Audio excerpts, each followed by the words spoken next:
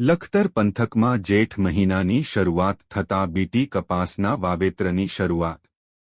હાલ ગરમીની સિઝન ચાલી રહી છે, છતાંય હવામાન વિભાગની આગાહીના પગલે સમગ્ર ગુજરાતમાં હુટાહવાયો વરસાદ પડી રહ્યો છે। ત્યારે લખતર પંથકમાં ખેડૂતોએ ઋતુના આ મિજાજને પારખી જેઠ મહિનાની શરૂઆત થતાં જ ખેડૂતો દ્વારા પોતાના ખેતરોમાં બીટી કપાસના વાવેતરની શરૂઆત કરી દેવામાં આવી છે।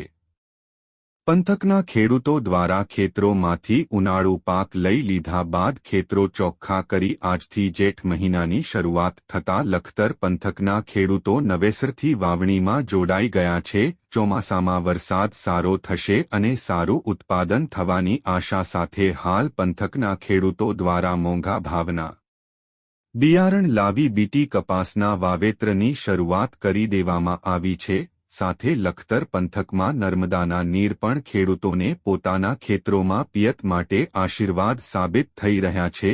જે ખેડૂતોના ખેતરો નજીકથી નર્મદા કેનાલ પસાર થઈ રહી છે તે ખેડૂતો બીટી કપાસના વાવેતર કરી નર્મદા કેનાલના પાણીનો પિયત માટે લાભ લઈ રહ્યા છે। રિપોર્ટ જયેન્દ્રસિંહ ઝાલા।